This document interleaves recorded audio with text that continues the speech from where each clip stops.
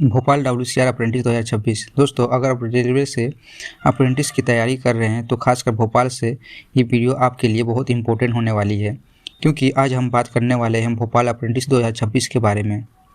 कब आएगी, कितनी सीट आएंगी, कौन अप्लाई कर सकता है और सबसे ज़रूरी कहाँ गलती होती है जिसमें सिलेक्शन रुक जाता है। सबसे पहले बेसिक क्लियर कर लो। Bhopal division West Central Railway WCR के अंदर आता है।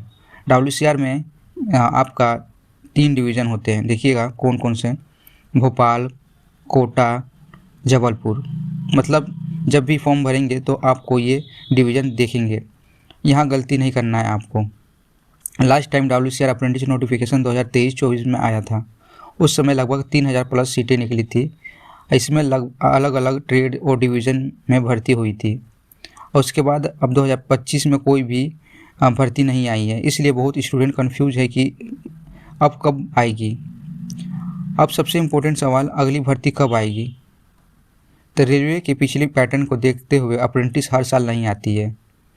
जो भी भोपाल डिवीज़न की अप्रेंटिस होती है वो 1 साल या 2 साल गैप हो जाता है इसमें। आप देखिए, नवंबर या दिसंबर 2026 में इसका नोटिफिकेशन आने का चांस पूरा 100% है। या तो नवंबर में या तो दिसंबर में, नवंबर या दिसंबर में इसका नोटिफिकेशन आने का चांस रहेगा आपका। आप फॉर्म भरने का टाइम 2 दिसंबर 26 जनवरी 27 तक इसके फॉर्म भरने के मतलब चांस रहेगा आपका। इसका मेरिट लिस्ट भी बता देते हैं कब तक आ सकता है। फरवरी, यानी ये इसमें जैसे फार्म आता है तो इसका मेरिट लिस्ट आने में ज़्यादा समय नहीं लगता है, ठीक है। इसकी मेरिट भी थोड़ा कम ही जाती है बाकी जोन से, डिवीज़न से। इसका मेरिट लिस्ट कम, मेरिट जोन कम ही जाती है, ठीक है। इसलिए अभी तैयारी करना बहुत ज़रूरी है कि देखिए आपको। देखिए अब बता देते हैं सीटों की संख्या के बारे में। तो सीटों की संख्या पिछली बार मतलब इससे 2023-24 में कितनी आई थी, इस बार कितनी आ सकती है। देखिए पिछली बार 3000 प्लस सीटें आई। 2023-24 में आपकी 3000 प्लस सीटें आई थी, बट इस बार आपकी 2500 से 3500 प्लस सीटें आ सकती हैं, ठीक है। अब देखिए वो इसमें कहाँ से सीटें आती हैं। वर्कशॉप कैपेसिटी से आती है, ट्रेड रिक्वायरमेंट होता है, रेलवे बजट के हिसाब से आपकी सीटें आती हैं। और WCR लेकिन आपको हमेशा बड़ा ही रिक्वायरमेंट देगा। देखिए क्वालिफिकेशन वही रहती है, 10th plus minimum 50% marks ITI related trade से आपका ITI होना चाहिए। एज आपका 15 से 24 साल होना चाहिए। आपका कैटेगरी के हिसाब से इसमें छूट मिल जाता है। कोई एग्ज़ाम नहीं होता है, वही सेम प्रोसेस रहता है इसका। केवल merit list 10th plus ITI marks के आधार पर ही बनती है। और ये सबसे बड़ी गलती देखिए कहाँ पर करते हैं कैंडिडेट। गलती क्या करते हैं, फॉर्म भरते समय स्टूडेंट ये गलतियाँ ज़रूर करते हैं। कौन सी गलती गलत डिवीज़न सेलेक्ट कर लेते हैं। क्यों कर लेते हैं, जैसे कोई क्या करता है कि अपने नंबर के हिसाब से डिवीज़न, चाहे वो अपना वर्कशॉप चाहे डिवीज़न होता है कोई, जैसे आपका भोपाल डिवीज़न जोन हो गया अपना, मतलब गलत अपने नंबर के हिसाब से। किसी का 80 नंबर है, किसी का 90% है, किसी का 70% है, तो अपने गलत नंबर परसेंटेज के हिसाब से अपना डिवीज़न सेलेक्ट कर लेते हैं। उनका सिलेक्शन भी नहीं हो पाता है, ठीक है। तो कहने का मतलब ये है कि तो हमारे बताए हुए गए, अगर आपने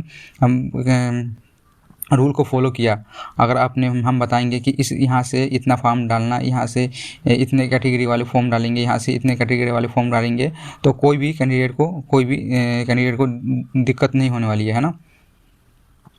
तो आइए देख लेते हैं एक बार कि कितना कट ऑफ गई थी भोपाल की।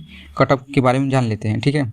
तो देखिए आपसे बार बार हम बोलते हैं कि चैनल को सब्सक्राइब करेंगे तभी ना आप डालेंगे, चैनल को सब्सक्राइब कर लेंगे तभी ना फॉर्म आपको सही डिवीज़न, सही जोन सेलेक्ट कर पाएंगे।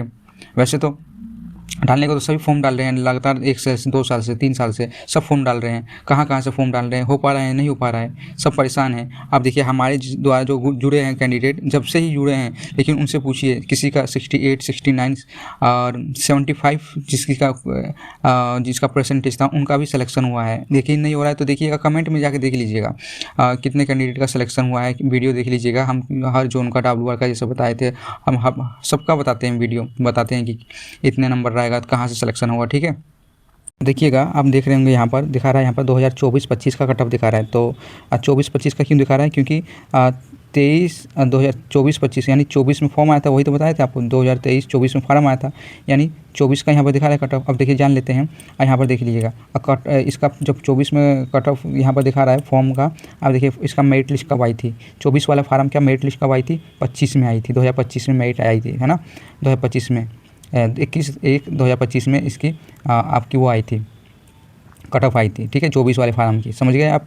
अब देखिए कितना कट ऑफ गया था, बारी बारी से सभी ट्रेड का कट ऑफ जान लेते हैं 2024-25 का।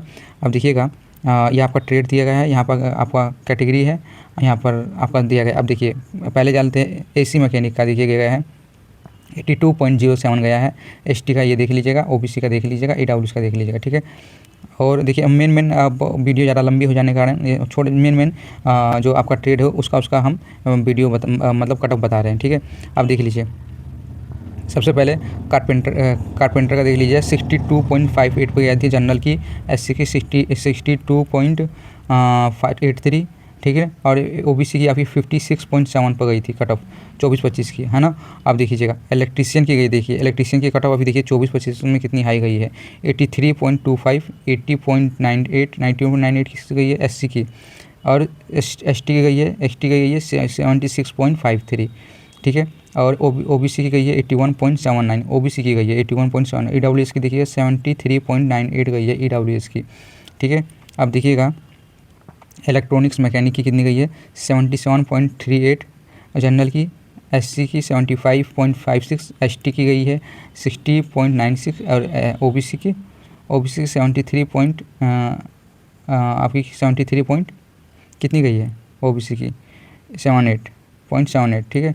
अब इसी तरह देख लीजिएगा फीटर की कितनी गई है, फीटर की जनरल की गई है 77.86। देखिए उस समय 2024 में फॉर्म भरे गए थे, तब 25 में कट ऑफ आया था, 25 में कट ऑफ आया था, तो कितनी कट ऑफ आया था देखिए, फीटर की कितनी गई है, फीटर की आपका दिखा रहा है आपकी एससी की देखिए 75.76, ठीक है, एसटी की गई है 66.04, एसटी ओबीसी की गई है 76.71, और ईडब्ल्यूएस की 67.03, ठीक है।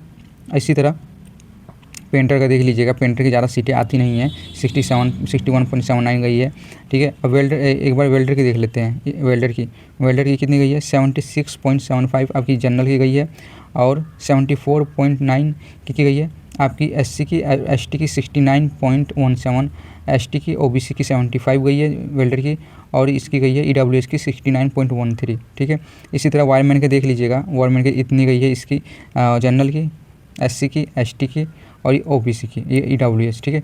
देख लीजिएगा आपका कितना कट ऑफ बन रहा है। अब देखिए अब 2026 में फॉर्म आएगा तो कितना कट ऑफ होना चाहिए, ठीक है। 2026 में जब फॉर्म आएगा तो वो भी बता देते हैं कितना कट ऑफ होना चाहिए भोपाल डिवीज़न के लिए, ठीक है।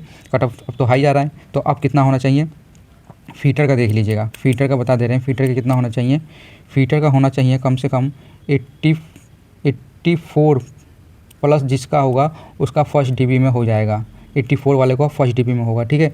बिल्कुल सही बता रहे हैं आपको डाटा। इलेक्ट्रीशियन की मान के चलिए, इलेक्ट्रीशियन की 88 प्लस होगा जिसका फर्स्ट डीबी में होगा, है ना, फर्स्ट डीबी में होगा, 88 प्लस हो जिसका होगा इलेक्ट्रीशियन में, फर्स्ट डीबी में होगा। और देखिए इसका इलेक्ट्रीशियन हो गया, फीटर हो गया। अब वेल्डर का देखिएगा, वेल्डर का 82 होगा तो फर्स्ट डीबी में होगा, फर्स्ट डीबी में 82 में हो जाएगा, ठीक है, 82 में फर्स्ट डीबी में हो जाएगा। वेल्डर हो गया, फीटर, इलेक्ट्रीशियन, वेल्डर। अब कोपा का देख लीजिएगा, कोपा का कितना होगा, कोपा का होगा आपका कम से कम 84 मान के चलिए, 84 होगा तो इनका भी फर्स्ट डीबी में आपका हो जाएगा, 84 होगा फर्स्ट डीबी में, इनका भी डीबी के लिए आपको बुलाया जाएगा, ठीक है। तो ये अपना कट ऑफ देख लीजिए, अगर इतना कट ऑफ है तो फर्स्ट डीबी के लिए आप एलिजिबल हैं, फर्स्ट डीबी के लिए एलिजिबल हैं।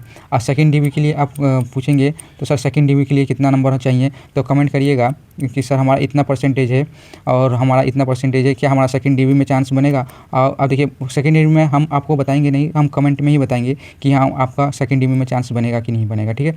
तो कमेंट कीजिएगा कि सर सेकंड डीबी में चांस हमारा बनेगा कि नहीं बनेगा। आप वीडियो को ज़्यादा से ज़्यादा लाइक सब्सक्राइब कीजिएगा और अपने दोस्तों में शेयर ज़रूर कीजिएगा।